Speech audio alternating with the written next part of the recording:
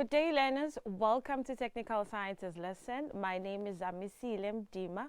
This lesson is brought to you by Sci-Bono Discovery Center in collaboration with Gauteng Department of Education. So today we're going to be looking at electrostatics, which is the topic that we begin the term with according to our annual teaching plan. So let's get started. So on our main focus on electrostatics, we're going to be looking at Coulomb's law. We have to know how to state it. We also know how to write the formula for Coulomb's law. Also, we're going to be looking at electric field, exploring its definition, exploring how we should represent the electric field using electric field lines in between the charges. Okay, so you're going to be looking briefly at the interaction of different charges. Also, we're going to be looking at electric field lines between the charges. We're going to be looking at electric field lines between parallel plates. That being said, we're going to be exploring the rules that govern how we should be writing the electric field lines between the charges as well as between the parallel plates. Also, we're going to be looking at the application of electrostatics in our daily lives. After I've looked at the whole topic, it's important to know how then electrostatics is applied and in our daily lives. Also, not forgetting the SI conversions, whereby we're not given the proper SI units as we know them. However, we need to convert them before we are able to substitute in the correct formulas. So in an overall shell, this is what we're going to be looking at. Now, what are the lesson objectives for this lesson, you may ask yourself? So by the end of today's lesson, I want you and I to be comfortable in stating and understanding Coulomb's law. I want us to be able to draw electric field lines around different charges. Also to be able to calculate the electric field between different charges, okay, whether you are given like charges or unlike charges, you are comfortable enough to calculate the electric field between those type of charges. And lastly, I want us to be comfortable to calculate the electric field between the parallel plates. Okay. Also, with regards to parallel plates, knowing how to draw the electric field line between the parallel plates, know how to calculate the electric field between the parallel plates as well. Okay. So this is what I want us to just focus on today's lesson. So now let's get started.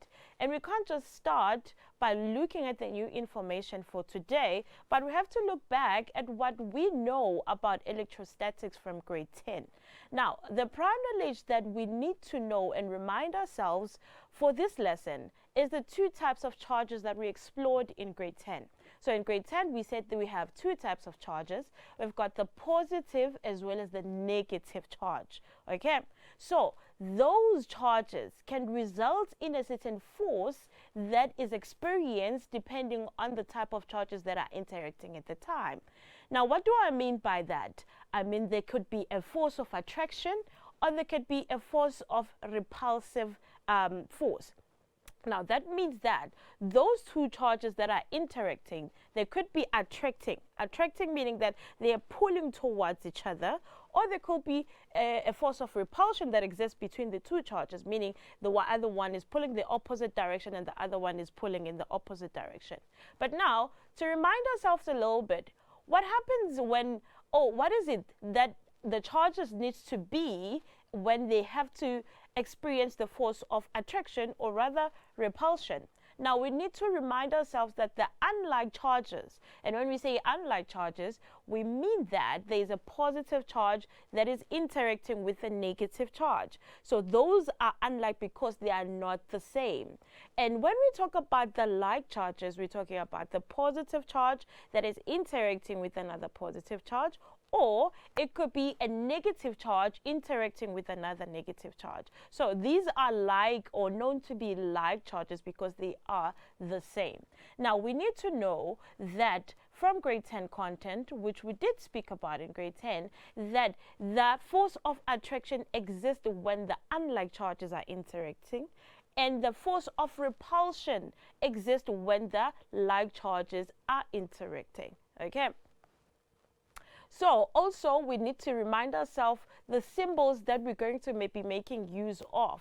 Okay, like for example, a symbol of capital letter F is a representation of a force. Okay, and also the symbol of Q, capital letter Q, is a symbol for what? For a charge. However, now when we look at the SI unit for both the force as well as the charge, which we're going to be speaking mostly about, we know that from grade 10 we did say the SI unit for a force is Newton, as well as the coulombs for a charge. So that means that a force is measured in Newton and a charge is measured in coulombs. Okay, so this part is very important so that you know when you are not given the correct SI unit, when you know when to do your conversion before you do your substitution and so on.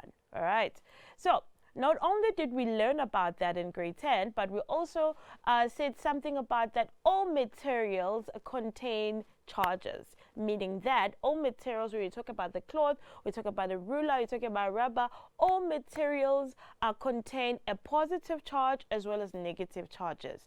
Okay, and we know positive charges to be protons, and we know negative charges to be electrons. Why is that? Because electrons are negatively charged and protons are positively charged. Okay, so that is one. Number two, we also said that when an object now has an equal number of protons as well as electrons, we know that that object or that material to be neutral. Why? Because there is no net charge. So if I have 4 protons and I have 4 electrons, okay, there will be a force of attraction in between all these charges. So everyone has a partner in here.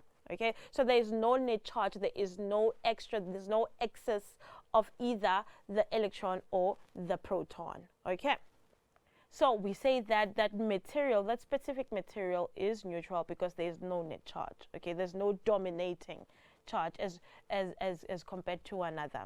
Now, but now, what happens when an object or a material is positively charged?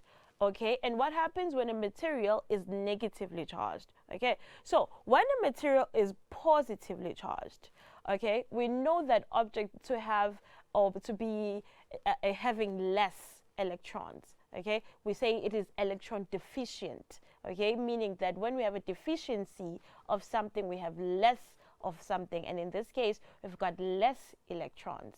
Okay, so let's make a typical example. Here we've got, I'll just make a neutral material made up of four protons as well as 4 electrons. Okay, so this is neutral. All right. However, when the object, or rather the material, is positively charged, that means that it has an electron deficiency, meaning that it will look something like this.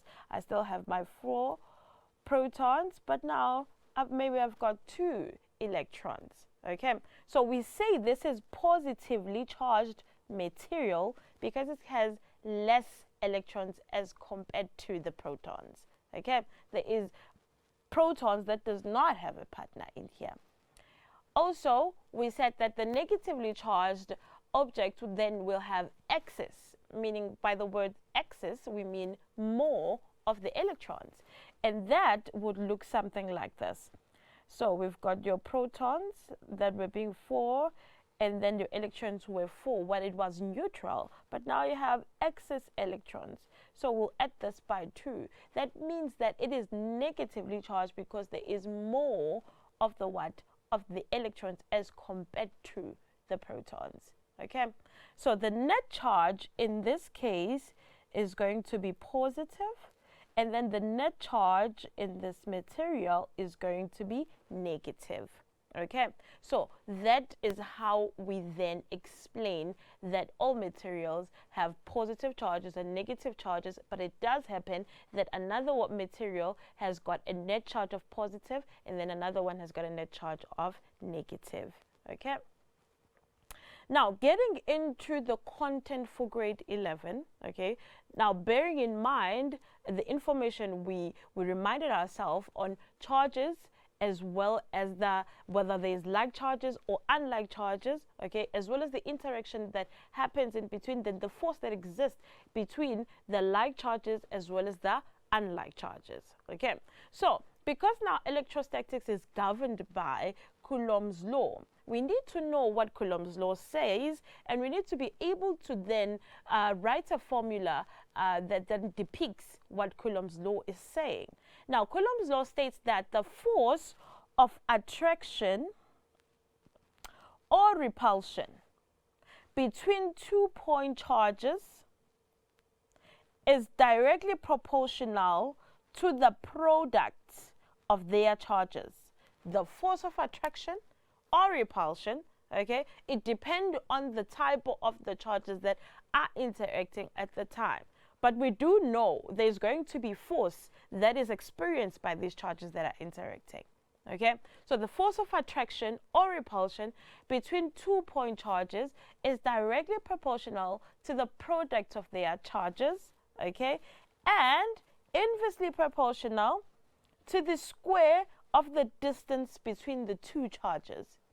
And we can best represent that by a formula by saying the force of attraction, there is a force there, capital letter F, the force of attraction or repulsion, okay, between the 2-point charges. Here is the 2-point charges. We've got Q1 and also Q2. All right. Is directly proportional, because right now we're talking about the relationship between the force experienced by these charges and the charges themselves. So the force is then directly proportional to the what? To the product of their charges, okay? And inversely proportional to the square of the distance between these two charges. That is why we write our formula as capital letter F is equals to the Coulomb's constant, okay, Q1, Q2 over R squared, because it's inversely proportional to the square of the distance between the two charges. All right. So this is the formula that is representing Coulomb's law. But now let's break it down even further so that we know what physical quantities they are, what SI units are correct when then required when we have to deal with the Coulomb's law formula. So our force, we need it to be in what? In newtons. And then K stands for the Coulomb's constant of 9 times 10 to the power of 9, okay? And then we have Q1 and Q2 measure in coulombs, okay? Also, we've got R representing the distance between the two charges in meters, okay? So should you be given in any kind of setting, whether it's a test or it's an exam, you're given different SI unit from the one that are here. That means that we have to start by doing what? By converting to correct SI unit, okay? Now, continuing with the Coulomb's law. Now, we know as well that charges produced by rubbing ordinary objects are usually between the microcoulomb, okay, as well as nanocoulomb. Now, in cases whereby now you are given the microcoulomb instead of coulomb as a charge, okay, or a nanocoulomb as compared to the coulomb, then we need to do a conversion. Now, microcoulomb stands for the 1 microcoulomb is equivalent to 1 times 10 to the power of minus 6 coulomb. That means if we are given any magnitude, rather in microcoulomb, that means we have to convert it to coulomb by multiplying that magnitude of the charge by 1 times 10 to the power of minus 6 coulomb, so that it is properly converted to coulombs. And then we know that nanocoulomb is equivalent to 1 times 10 to the power of negative 9 coulombs. That means if you are given a charge in what? In nanocoulombs, we then have to multiply by it by 1 times 10 to the power of what? Of negative 9 coulomb. All right. So we also have to know that an electron is have a magnitude of negative 1,602 times 10 to the power of negative 19 coulombs. All right. So that is how we then show each other how to properly do the proper conversions before we can substitute to the Coulomb's law formula. All right. Also, we need to remind ourselves, how then do we convert the distance to meters? Okay, well, predicting that all the time we should be given the SI units to meters. They can be given into millimeters, centimeters, or kilometers instead, but we should be able to move from the given SI units into the correct SI unit. Let's remind ourselves about the distance as well. The distance will be kilometer, moving from the big one to meter, and then to centimeter to millimeter. Okay, and also knowing how to move backwards from the small SI unit to the bigger SI unit. Okay. Okay, now for us to move from kilometer to meter, we have to times by 1,000. And that means if I have to move from the meter to kilometer, I'm going to divide, because now I'm moving from a smaller SI unit to the bigger SI unit, but by the same factor. All right. Now from millimeter over here to centimeter, I need to times by 100. But when I move backwards from centimeter to millimeter, it's divided by 100. Okay. From centimeter to a millimeter, then I times by 10. But if I move backwards from millimeter to centimeter, that means I divide by 10. All right. So this is how easily you can get into the correct SI unit for the distance, which is meters. Now, having looked at the Coulomb's law, having spoke about the charges and the type of force that exists in different charges, whether being like charges or unlike charges, let's look at the two questions, okay? That's just going to make us help us understand even better. All right, so it's just going to be two multiple choice questions, just to brush off our memory regarding the charges, regarding the force that exists in different charges. Okay, so this is just 1.1. Taken from a previous question paper.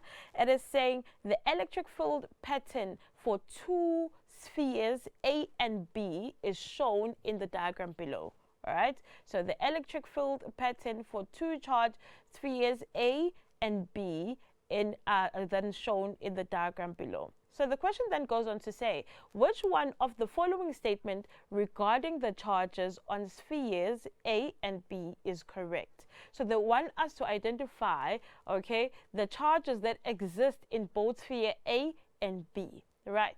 So what is it that we have to look at for us to be able to get our answer correctly? One, let's look at the direction of the magnetic field. Or lines, okay, so where are they going? So this then want us then to remind us that we have to know that electric field lines are always moving from the positive to the negative. Okay, now in trying to establish the direction, or rather the charges on these spheres A and B, then that help us to look at the arrows where they are facing. All right, so if you look at A, the arrows are facing outward, okay? And then when you look at B, the arrows are facing outward. Now, arrows have to move from the positive charge. So if these were to be unlike, they will be moving from the positive to the negative charge, okay? Now, they have to depart from the spheres if it is a positive charge. But now looking at both of them, because they are moving, departing from these both spheres, then both of these ones are positive. So this means that sphere A is positive. Also, sphere B is positive. All right. So now when we go and look for the options that are provided, we already have a clue on what is it that we want. All right, so let's look at the different options that are provided, okay, and choose the most correct answer, okay? Because also dealing with the multiple choice question is a skill. You should know how best to then choose the correct answer from the multiple choice. Remember, you're going to be given 4 possible answers, okay? All of them are possible answers, but only one is correct. So that means that you've got 2 distractors that you should identify and get rid of. And then you've got an option that looks like a correct answer, but it's actually not a correct answer. If we look at it clearly, it is not the correct answer. And then you have the correct answer. All right. So after looking and analyzing the diagram, then you should be able to draw your own conclusions. As you go into the possible answers, then you should be looking for the one that best matches your analysis. All right. So let's look at option A. It says that both sphere A and B are negatively charged. Okay. So that one is wrong. Why? Because for the negative charges, the arrow should be moving inward. All right, not outward. Okay, so that one is out. Option B, both spheres A and B are positively charged. All right, so that is correct, and it matches our analysis of the given diagram. All right, and then C goes on to say sphere A is positively charged and sphere B is negatively charged. And that is very wrong, because if they were sphere A positively charged, and sphere B negatively charged, then because they are unlike charges, there will be a force of attraction, meaning it would look something like the one that we did draw. Then it would look something like this. Between there will be a electric fault lines between the charges that are connecting to one another, showing the attraction that exists between these two charges. Okay. Also, looking at the electric fault lines, they will be moving from positive charge to the negative charge. Why do I keep saying that? Because we're looking at the arrows which are showing us the direction. And this side, they will be getting in, okay, and this side, they'll be moving out. Okay, so definitely C is wrong for those reasons that we've discussed. And then we've got option D, sphere A is negatively charged and sphere B is positively charged, which is still vice versa of C. Then D also is incorrect. So the correct answer here, it is B. Okay, due to the diagram that we were given. Also, let's look at multiple choice question 1.2. So it goes on to say, which one of the following graphs correctly shows the relationship between electrostatic force and the square of the distance between the two charges? Okay, so the relationship between the force and the square of the distance between them. Okay, so Coulomb's law says that the force is then inversely proportional to the square of the distance between the two charges. Now, we have to look for a graph that best explains the inversely proportionality relationship between the force as well as the distance between the two charges. So, definitely not A, because A is showing the direct proportionality. Definitely not B, okay, because even though it doesn't show an inversely proportionality, but it is also not showing the direct proportionality as well. Definitely not C due to the curviness of the graph, but definitely the correct answer, it is D, due to what? The relationship between the force as well as the distance between the two charges. Remember, in term 1, we have spoken about the relationships and the graphs.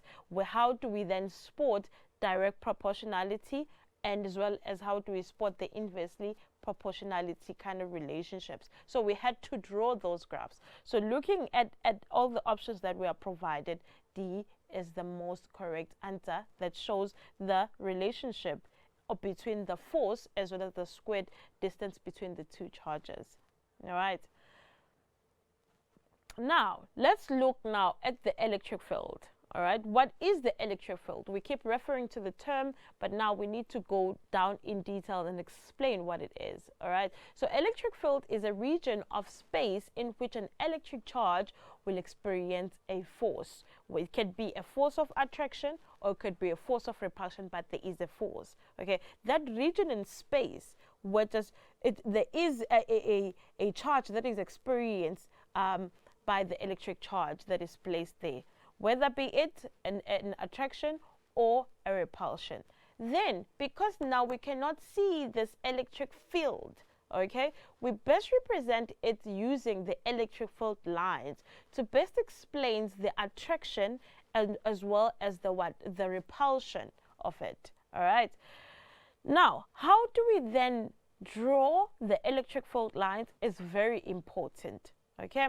So, for example, the arrows are showing us direction all the time. So, it is very important that after you've drawn your the electric field lines, you draw the arrows to best represent, okay, the direction of the field. In which direction is the field moving in? So that is why we're going to say arrows on the field lines indicate the direction of the field. For example, the direction in which the positive charge will move if it is placed in the field.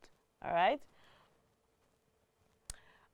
Then the second rule, or the second thing we should draw attention to when drawing the electric field lines, the electric field line point away from the positive charges, which is very important. Okay, which is what we saw in question 1.1 for the multiple choice. The electric field lines were pointing away from the spheres that were given now in both instances. So this is why we knew that those two, sphere A and sphere B, were positive charges. Okay, so because now electric field lines will point away from the positive charges, like they repel, and towards, okay, or move within, all right, the negative charges, unlike charges, then attract. Also, what we need to know or bear in mind when we talk about the electric field lines is that, the field lines are drawn closer together. Wherever we draw them closer, that means that the field is stronger, okay, because now the electric field lines are spaced nicely and packed closer to one another. All right. However, if they are far apart, then it is weaker. All right. So field lines do not touch or cross. So it is very important to bear that in mind, especially when we are required to draw them. Okay, that they do not have to touch, and also they do not have to cross one another. Field lines are drawn perpendicular to the charge or the charged surface. Also, we have to know that the greater the magnitude of the charge, the stronger the electric field. Okay, so the bigger it is, the bigger or the greater the magnitude of the charge, then the stronger the electric field around it. Okay, so what we do is that we represent this by drawing more lines around the greater charge, or the one that has a bigger magnitude as compared to the other. Okay, then for the charges with the small magnitude. Okay. So this is what we do, okay, when we're drawing the electric field lines. Now this, kind of shows us properly the direction of the arrows around the positive charge as well as the negative charge. All right, so let's look at the positive charge first and look at the arrows that are there. All right, so arrows are pointing outward in the positive charge, because with the positive charge, the electric field lines are always going to be pointing away from the charge. Okay, and when you look at the negative charge, they're pointing towards it, because now if they were to attract or bring closer, there will be a force that is experienced, there will be an electric field that is experienced, there will be a field that is created. Okay, now in which direction will then these electric field lines, because they are unlike charges, move? Is that they will be moving from the positive to the to the negative, from the positive to the negative, from the positive, and so on. Then the arrow will clearly indicate that it is moving in that direction. Okay, so that's what we will do. But this is just an indication that all the time the electric field lines move outward from the positive charge and inward in the negative charge. All right, so that was just us showing each other how it is. So this is just a clear diagram, but now it is the same as the one we had from the multiple choice question, just we were not shown the charges that exist between sphere A and sphere B. But looking at the arrows, it is just the same as the one we were given. So this really clearly indicates that those charges were like charges. and these are like charges. Why? Because the charges are the same, and the arrows are pointing outward from both the charges, showing that there is a force of repulsion between the two charges. All right. But now, we didn't talk about when there is unlike charges that are there. So let's look at these unlike charges. So still the same way of writing the electric field lines remains. Also, still the same way of writing the direction remains. All right, just that now there is an interaction between the unlike charges. So there's a charge, positive charge, we move away from it, and then a negative charge we move towards it. All right, so then there is a what? Then we draw the representation of an electric field that is existing between them, and the electric field lines to represent the electric field.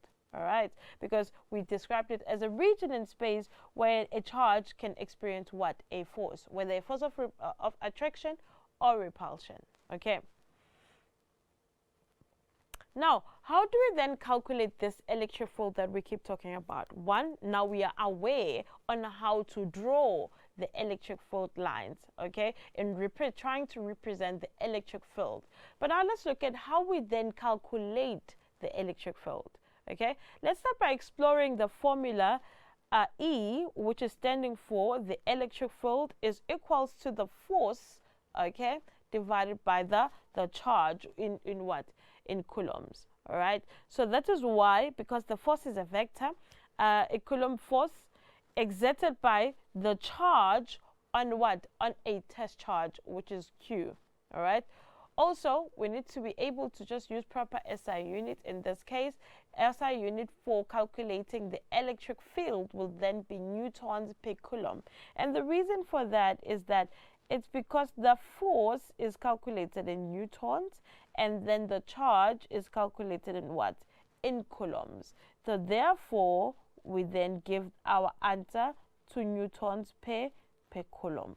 All right, so you can write it like this, or you can just say Newton per coulomb. All right.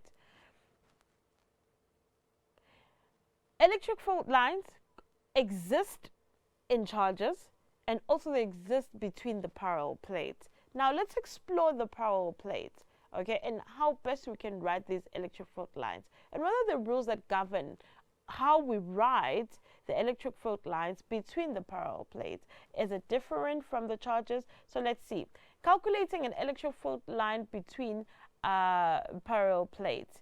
So we have a plate at the top, and then we've got the plates at the bottom. Obviously, they're going to be positive plates, and then the negative plate right at the bottom. It could be vice versa. We can have the negative at the top and the positive at the bottom. But that doesn't change the rule for writing correctly the electric field lines. Electric field lines always move from the positive plate to the negative plate. Okay, so meaning because our positive on this case is at the top, and then our negative plate is at the bottom, therefore our arrow should be written with face down, showing that the electric field is moving from the positive to the what? To the negative. All right, so we best calculate it by saying E is equal to V over D. Why? Because there is that potential difference that is being supplied into the parallel plates. Okay, now because of the what? The positive terminal and as well as the negative terminal.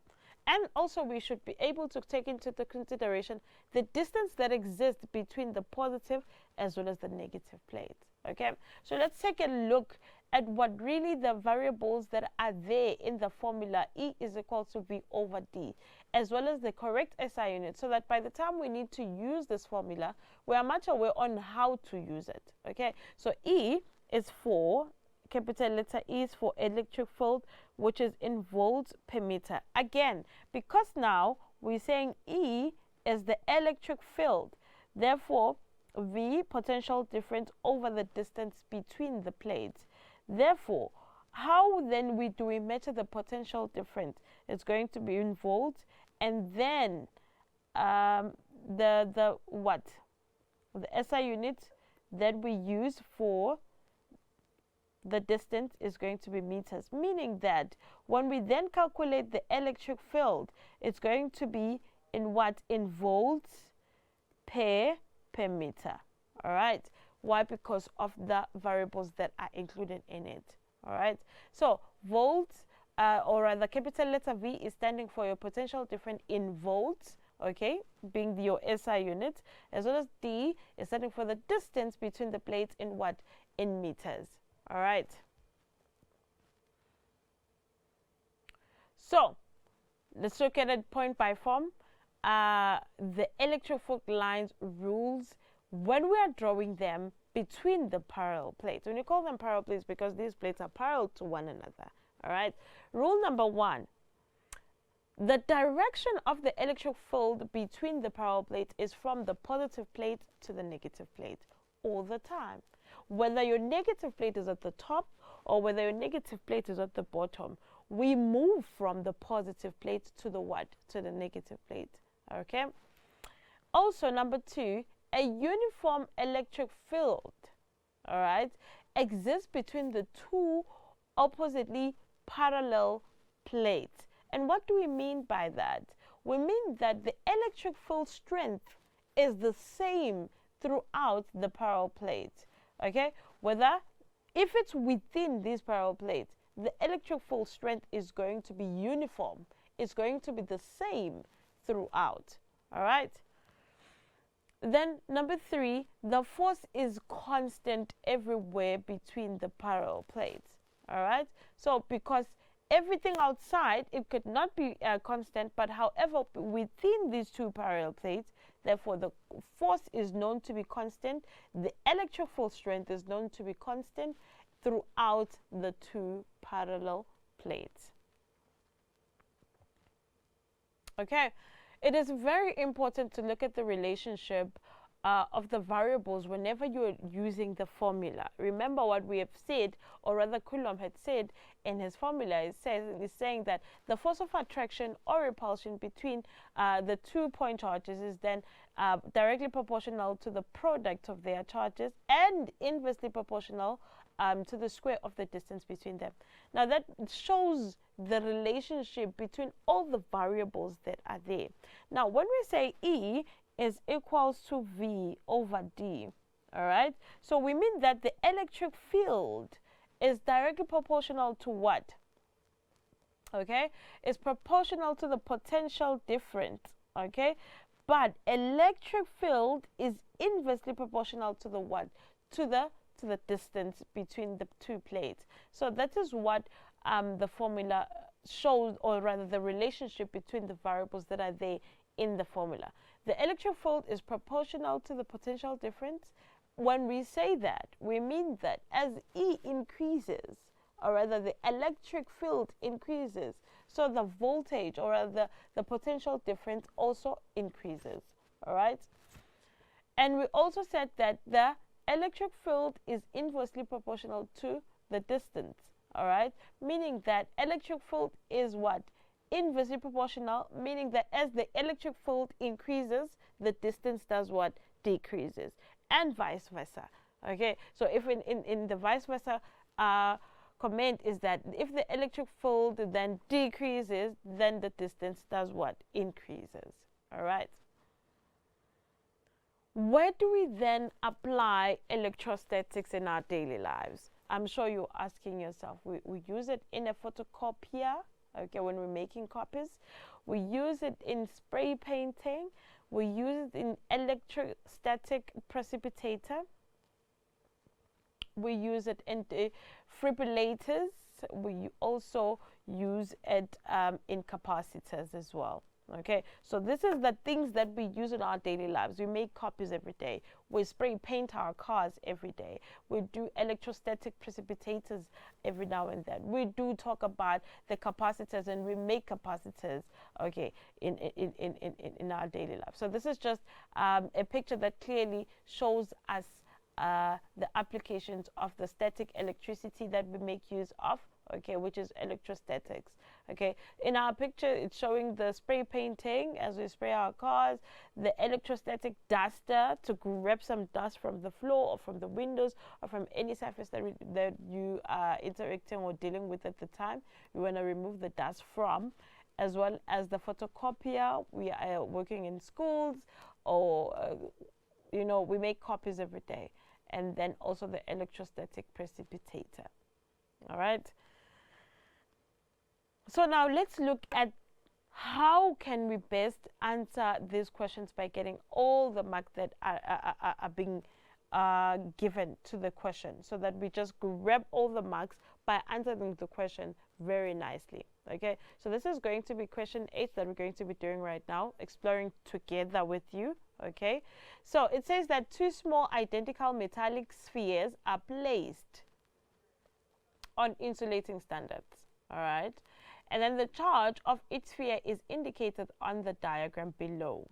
All right, so we've got sphere B, and then we've got sphere A. Remember, it is very much important to read the instruction that is given to you, also to be able to analyze the diagrams that are given to you, so that you are able then to do your proper calculations depending on the statement as well as the diagram. After interpreting, then you'll be able to correctly answer the questions. Okay, so the statement that is given to us goes on to say the magnitude of the force that sphere A experienced. Okay, the magnitude of the force that sphere A experiences due to B is what? Is 4,3 times 10 to the power of -5. And then we are given sphere B as well as sphere A with different charges in it. So sphere B is -5 times 10 to the power of -9. So it is negatively charged. That is the net charge of sphere B. And then sphere A has got +5 times 10 to the power of -9 coulombs. Okay, so that means that it is electron deficient.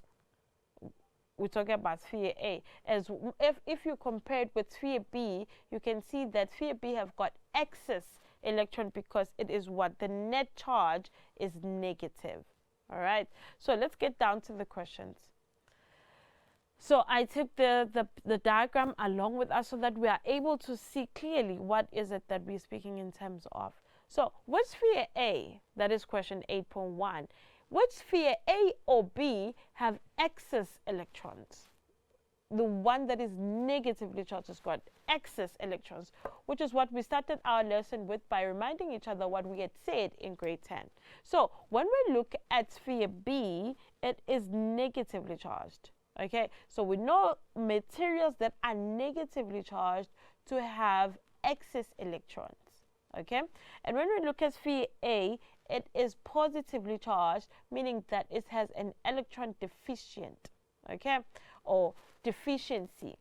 So all the time, remember that it is the electrons, whether the material is positively charged or negatively charged. What moves all the time is the electrons. The protons do not move because they are embedded inside the nucleus. All right, so to answer the question 8.1, which sphere A or B has an excess of electrons? Our correct answer will be sphere B. Let's just write it in full and say sphere B. All right. And then 8.2 says, complete the following definition by writing only the question numbers 8.2.1 to 8.2.2 and the correct word. All right. Okay, so what is given to us is Coulomb's law, but it has gaps in it. So let's read it out loud together. Coulomb's law states that the force of attraction or repulsion between 2-point charges, okay, is directly proportional to the product of their charges. So for 8.2.1, what is short there is directly proportional. Okay, and then let's look at 8.2.2 and read Coulomb's law further. It says So if we were to fill 8.2.1, we would then say directly proportional to the product of their charges and inversely proportional to the square of the distance between the two charges. So in here is going to be inversely proportional. All right.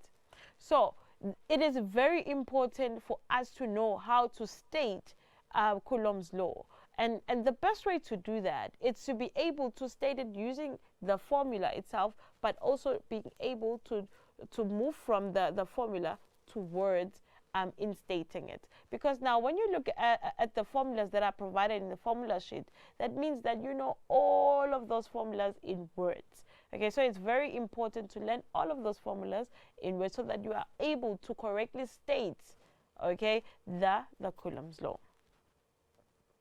Moving right along, but still on question number 8, okay, we're moving with the same diagram because we are asked questions pertaining this diagram. All right, so it says that draw the resultant electric field pattern between A and B. All right, and I've brought A and B so that we know how they are standing, in which direction our electric field lines will move, and so on. So we have the negative charge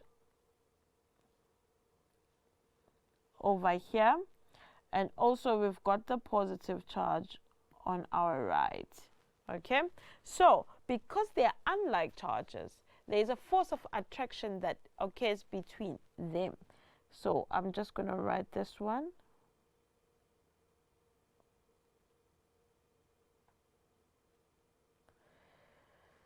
Remember, less is more.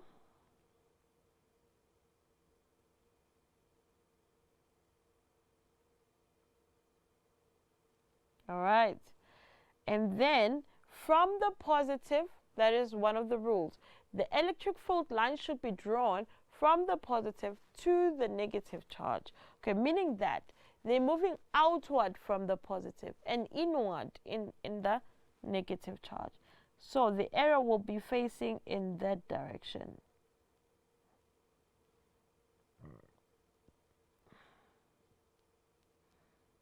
So we are exiting here. We are facing outward.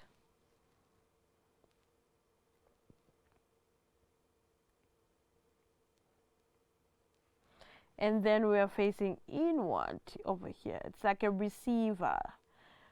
We give from the positive and we receive on the negative. Okay, so this is a correct way of drawing the electric field pattern. What this 3 marks entails is that it gives us 1 mark for direction. It gives us 1 mark, okay, for writing the charges. And for the overall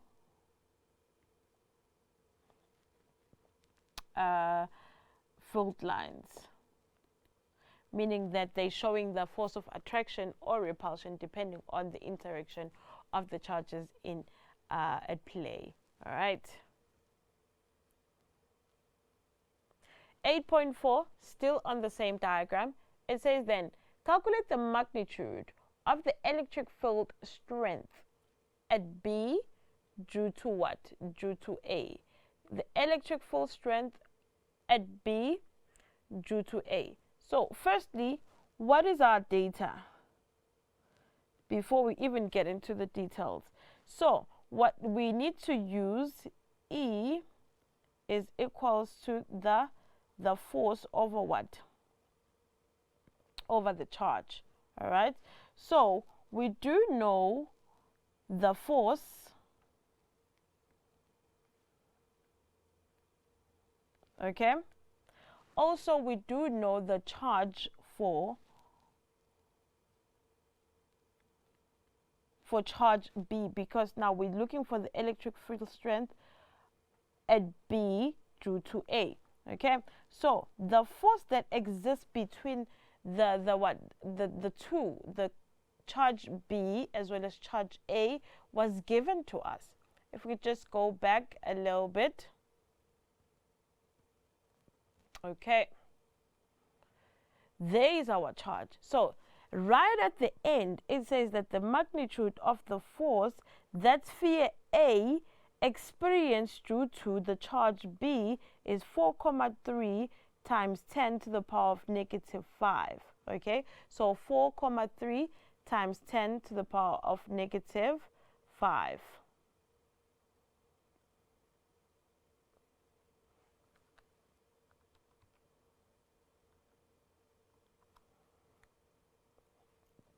So that will be our what? Our force. So this is 4,3 times 10 to the power of negative 5. Also, we have our charge, okay, which is what? 5. It's given as negative 5, which is the charge for B. Negative 5 times 10 to the power of what? Negative 9. And we want to calculate the electric field strength, is what we do not know. All right, so we are going to use this formula and say E is equals to F over Q, okay, and substitute and say, okay, what is our force? It is 4,3 times 10 to the power of negative 5, okay, divided by the charge of B, then it's going to be 5. When you're then substituting, remove the negative sign. Just don't include the negative sign. Write it as it is and say 5 times 10 to the power of negative 9. All right. So you put that into your calculator and say 4,3 times 10 to the power of negative 5 divided by 5 times 10 to the power of negative 9. And then that gives us an 8,600. Okay. And then this is in newtons, this is one is in coulombs. Therefore, our answer, which is for the electric field strength, will be in newton per coulomb. Okay, so nicely done. So this is how we show calculations for calculating electric field strength at B due to A. And then we move right along. Now we had it's still the same question 8, all right, but now we have to calculate the distance between the charges. Okay, so what do we then do for that 5 marks? How do we then get all those marks? We say, okay, we know, we write first the data of what we know. All right, we do know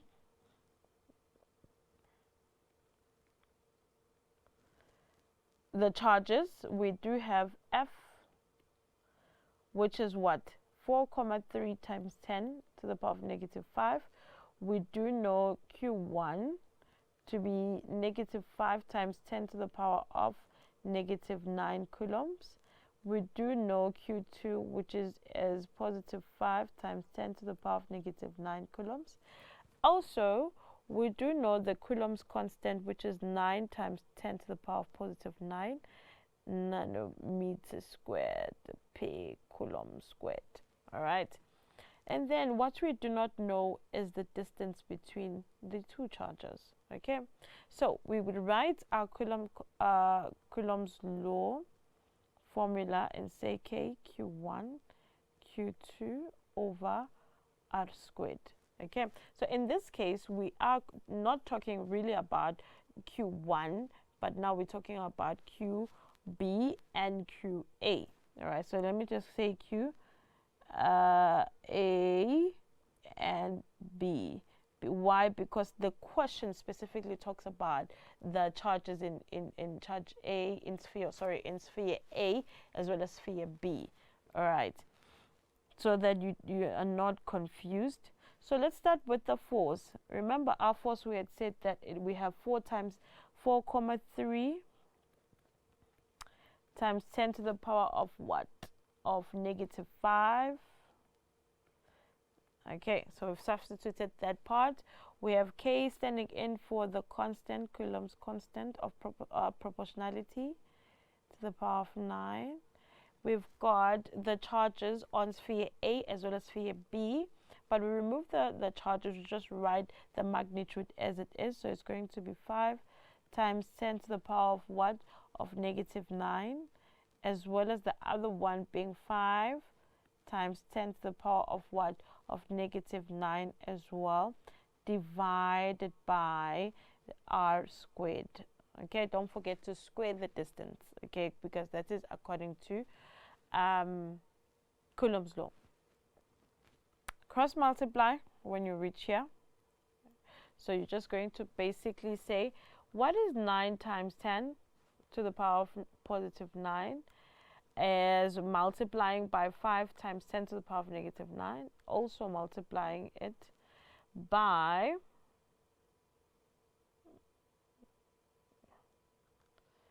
5 times 10 to the power of negative 9. All right. So what we're getting is, I'm getting my number in decimal. So how many zeros are these? Okay, 1, 2, 3, 4, 5, 6. Okay, 0, no. 0, 1, 2, 3, 4, 5, 6, 2, 2, 5 is equals to, and then because what I did was to cross multiply, 1 times everything in here is going to be everything in here, the answer that I got. And then on this side, now we cross and multiply this one. We're going to have 4,3 times 10 to the power of negative 5 r squared. All right. And then because we're looking for r squared, we need to divide both sides by 4,3 times 10 to the power of negative 5 so that they cancel one another. 4,3 times 10 to the power of what? Of negative 5. Okay, cancel that. Then we are left with r squared. Divide this by 4,3 times 10 to the power of negative 5 is going to give us what? I'm writing the whole thing. 0, 0, 0, 5, 2, 3, 2, 5, 5, 8. However, we're not looking for r squared, so we need to put square root on both sides so that we say therefore r is equals to, it's going to be 0, 072 meters. That is the distance. Okay, so some of us can, this is the calculator that I'm using, it's sharp. Okay, if you're using K-Show and it gives you your answer in scientific notation, it's still fine. Okay, so it's just that this one is being given in decimal, but the method of doing it is still going to be very correct. All right. So don't forget to write your SI unit. When you're looking for a distance, it has to be meters. When you're looking for a charge, it has to be in coulombs. When you're looking for your force, it has to be in what? In newtons. Because SI units are very important. All right. Now this is another question 8. All right. So we're starting with it in a new page. Okay. And also exploring what is it that they're saying with this question. All right, so this question is saying sphere X and Y are identical. Okay, they are the same. They are made of a metal and in contact. Okay, a negatively charged plastic ruler is brought closer. Okay, a negatively charged, that is so important, is made up of what? A plastic ruler is brought closer up until it touches sphere Y, as we can see, right? Then when the ruler is moved, it is observed that the two spheres repel each other.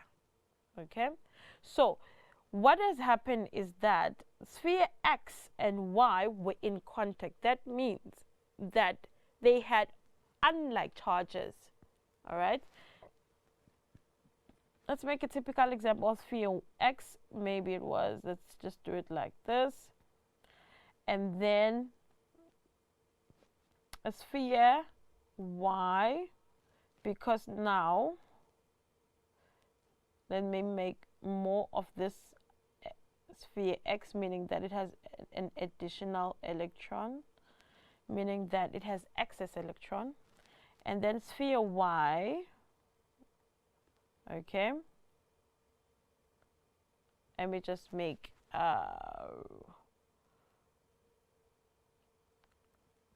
two of the electron to make it electron deficient. Why am I doing Y to be electron deficient? Because a negative ruler, negatively charged ruler, meaning that it had more negatives,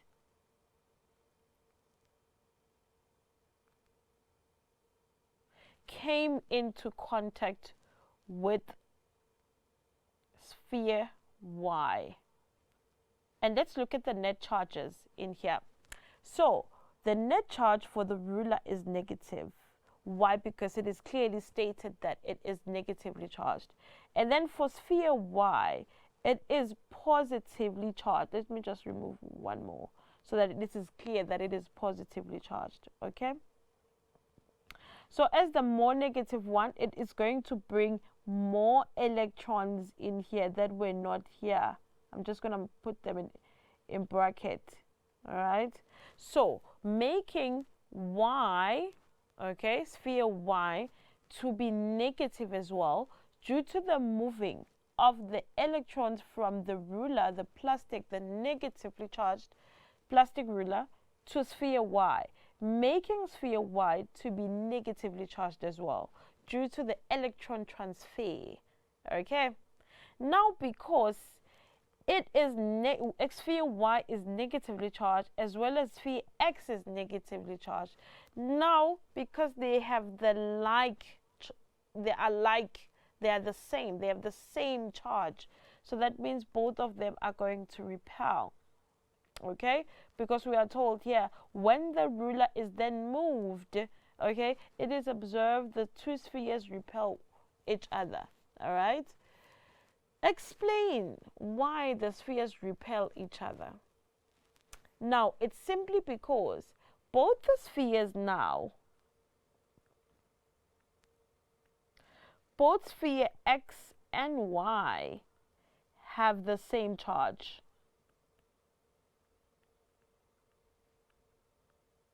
Let's just write net charge. And which is what? Which is negative.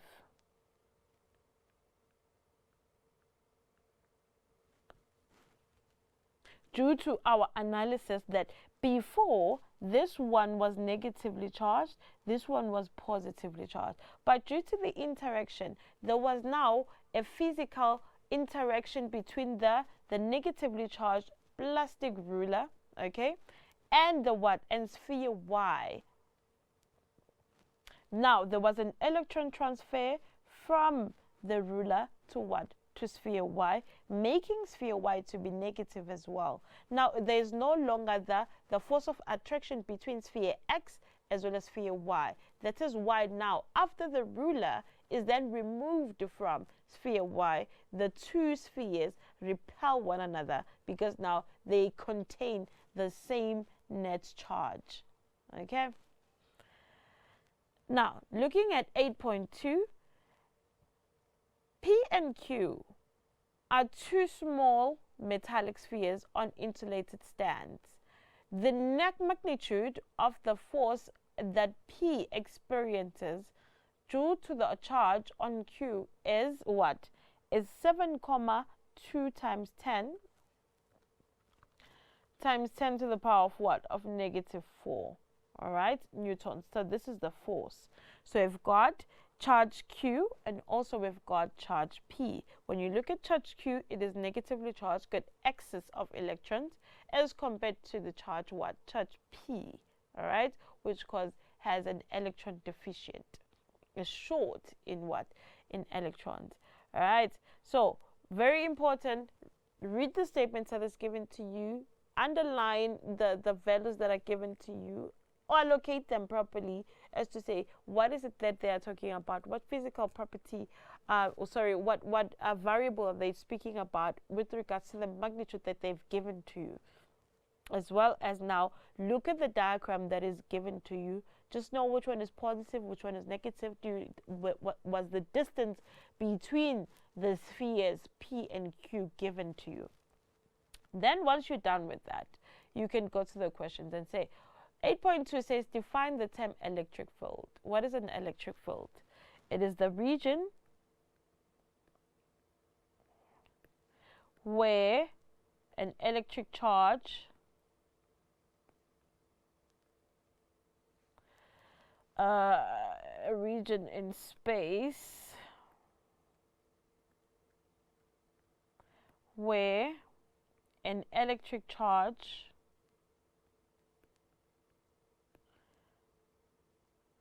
experiences a force. Remember, could be a force of attraction or repulsion. All right. And then please write the definitions fully. Okay. 8.2, it says draw the resultant electric field around and between P and Q. Looking at the P and Q as we look at them. So we have Q on this side, and then it is negatively charged.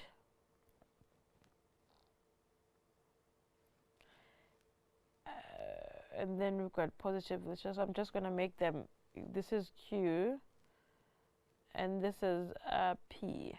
All right, because they're unlike, we've spoken about this. Please show no crossing, no touching, right? Direction being important and all. Positive, we're going out. We're going out. Negative, we're getting in. And that's a proper 3 marks. Moving right along at 8.2.3. Okay, it says that calculate the magnitude of the electric field P at Q. All right, magnitude of the electric field E is equals to F over Q. However, let's write our data first so that we are clear as to what to do. The force we were given as 7,2 times 10 to the power of what? -4 Newton. Where am I getting this value? Over there. It is told to us. And then we've got a charge, but the question is specifically saying calculate the magnitude of the electric field of P. So what is the magnitude of P? It is +2 times 10 to the power of what? Of -9. All right. And then we are trying to find the electric field of P at Q. So this means when we substitute, we say 7,2 times 10 to the power of -4 divided by 2 times 10 to the power of -9. 7,2 -4 divided by 2 -9. So that is going to be 360,000 Newton per coulomb. Okay. Also, we spoke about the scientific notation. You can also write with it, meaning that this will be 1, 2, 3, 4, 5. 3,6 times 10 to the power of 5 Newton per coulomb. All right. Whether you write it as a decimal or you write it as a scientific notation, it is perfectly correct. Okay. Moving right along, calculate the distance R between the P and Q. We've spoken about this one. F is equals to K Q1 Q2 over R squared. Very important. Okay. Copy the formula as it is appearing in your answer sheet. And in this case, if we are to do our data, we will know that F is equals to 7,2 times 10 to the power of -4 Newton. We will also know that QQ, QQ, because it's a charge, and which charge sphere on sphere Q, right? So this is negative 4 times 10 to the power of negative 9 coulombs. And also QP is what? Positive 2 times 10 to the power of negative 9 coulomb, as well as Coulomb's constant of proportionality, that is 9 times 10 to the power of 9 Newton per meter squared per coulomb squared. You can see it, right?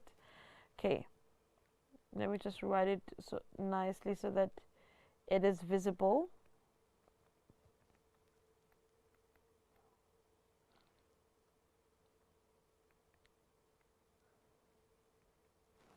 Right. Distance is what we're looking for. So over here we've got a 7,2 times 10 to the power of negative 4 is equals to 9 times 10 to the power of positive 9. And then we have 4 times 10 to the power of negative 9. Then we have 2 times 10 to the power of negative 9 divided by r squared. Cross multiply like we did before. That means over here you're going to be getting 9 times 10 to the power of positive 9, and then 4 times 10 to the power of negative 9 as well. And then we've got 2 times 10 to the power of negative 9 as well. Okay, decimal is what I'm getting, 0,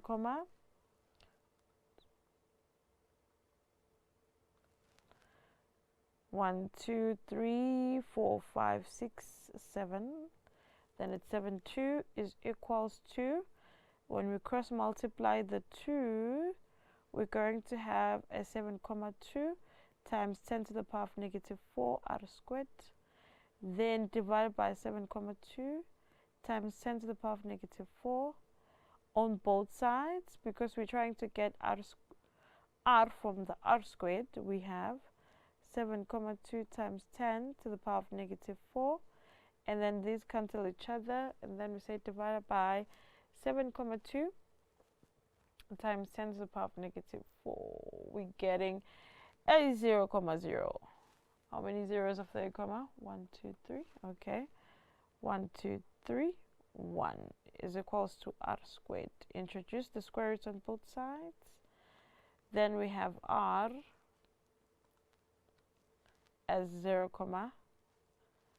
0, 1. Therefore, r is equals to 0, 0,01 meters. Nicely done, right? Right. And then, because we've been doing this together, now I want you to attempt it alone. Okay, try doing it alone by firstly looking at the learner activity that we are going to run through, but I'm going to run it through you. Okay, we're going to run it through it together, okay, so that we get a feel of what is expected of you. Right. Question 5 is saying 5.1, write down the Coulomb's law in words, and we've already done that, so I'm sure it could be very easy for you. 5.2, calculate the magnitude and nature. Let's make that to be 2 marks. All right. Calculate the magnitude and nature of the electrostatic force. Remember, the force of attraction or repulsion between the 2-point charges. All right. So calculate the magnitude and nature of the electrostatic forces, the 2-point charges of positive 4 microcoulomb, okay, and negative 8 microcoulomb exert on each other if they are placed at a distance of 50 milliliters. I love this one. And the reason why I love it is because it teaches us to do conversions before we can substitute. Let's look at the microcoulomb. Okay, so this microcoulomb, we said that it is important to do your conversions before you substitute. So this has to be a positive 4 times 10 to to the power of minus 6 coulomb when we move from the microcoulomb to the what? To the coulomb. And this one is a what? Is a negative 8 times 10 to the power of negative 6 coulomb. And they are placed 50 millimeters apart. So this has then to be converted from millimeters to centimeter, and from centimeter to meters, because that is where we're heading. And we know that this is times a 10, this is times 100. Okay, so if we were to go backwards, then therefore this will be 100 and this will be a what? A 10. Therefore, you ask yourself, from moving from millimeters, which is here, 2 meters, which is here, how many zeros am I jumping? It's going to be 1, 2, 3. So that means you need to divide, because you're heading that direction, and divide by what factor? By 1,000. So what is then 50 millimeters divided by 1,000? Therefore, it's going to be 0,05 meters. Okay, and then that means that after doing all these conversions, then you can use Coulomb's law formula and substitute and get the correct answer. Okay, and in this case, we have to calculate, we want to calculate the electrostatic force. So what is it that we don't have in this case? It is the force. It is our unknown. All right, the charges, the Coulomb's constant, and the distance between the two charges is given to us. All right, 5.3 goes on to say, give 2 applications of electrostatics in our daily life. We spoke about photocopiers, we spoke about capacitors, we spoke about spray painting. You choose the one that you like. 5.4 goes on to say, the distance between the 2 charged parallel plates is 180 millimeters. Same thing that you need to do as you are reading. Highlight, pause, stop. Is this a correct SI unit for this variable that I have? So no, it's not. So that means over here, we need to say 180 millimeters divided by 1,000. So that is going to give us what? 0,18 meters. Then you move right along. The potential difference across them is what? 3,600. And the potential difference should be in volts. Yes, it is in volts. Yes, it is correct. You leave it at that. Continue reading. The positive plate is above the negative plate. The positive plate, the meaning that you have a positive plate over here and you have a negative plate over there. All right. Sketch the electric field pattern between the plates. The electric field lines in the what? In the parallel plates always move from the positive to the negative, meaning that they have to be equally spaced from positive to the negative throughout. 5.4.2, calculate the magnitude of the electric field between the plates. Calculate the magnitude of the electric field between the plates. What is it that we have to do over here? E is equals to what? E is equals to V over D. Okay, you do have your potential difference in volts. You do have the distance between the plates in meters. Now you have to calculate the magnitude of the electric field that exists between between these 2 parallel plates. All right.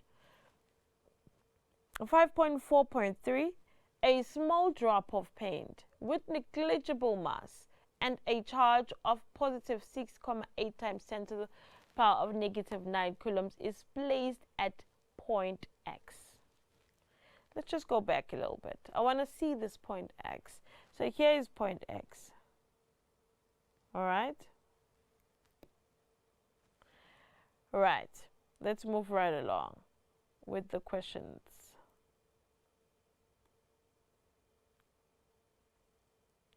Now, we have a small drop of paint, negligible mass, and a charge of positive 6,8 times 10 to the negative 9 coulombs. It's placed at X between the plates. Calculate the magnitude of the electrostatic force, okay, on the drop of paint. So you want to calculate the what? The magnitude of the electrostatic force. What do? E is equals to the force that you want over the charge.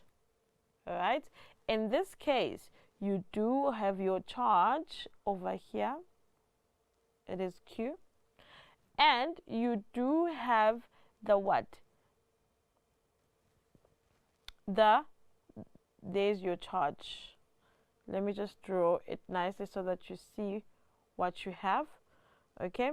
You do have the electric field between the plates, because they're still talking about whatever answer we get here is going to be the one that we substitute in there.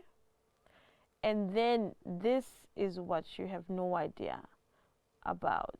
Because why? You are calculating the magnitude of the electrostatic force of the drop of paint. Okay? So you see how to analyze the question. Right. 5.4.4, the drop of paint is moved now from point X to point Y. Will the magnitude of the electrostatic force on the drop of paint increase, decrease, or remain the same? Explain your answer.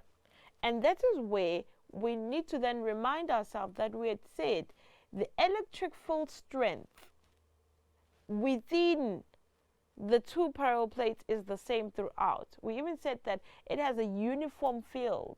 Okay, so that the force that is experienced by this drop of paint when it's moving from X to Y, from Y to Z, it's going to be the same force that is experienced by this paint. Why? Because we have a uniform field within these parallel plates.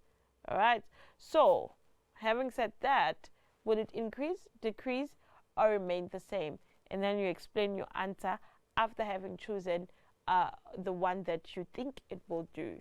Okay, either choosing whether the electrostatic force on the paint will increase, decrease, or remain the same, and explain why you had chosen that as an option.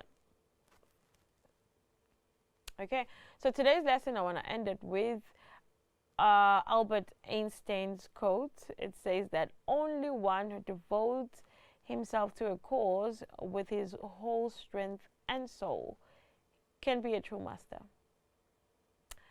Well, you cannot be a true master if you're not devoting yourself to this cause of practicing up until you get everything right.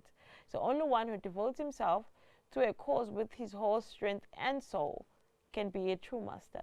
And for this reason, mastery demands all of a person. And for that reason specifically, mastery demands all of a person. It demands your soul. It demands your whole strength. It doesn't happen overnight. But as long as you devote yourself to the cause, you will end up getting it right. I hope you enjoyed today's lesson as much as I did. I did enjoy it. Hope to see you next time. Have a wonderful afternoon. Bye-bye.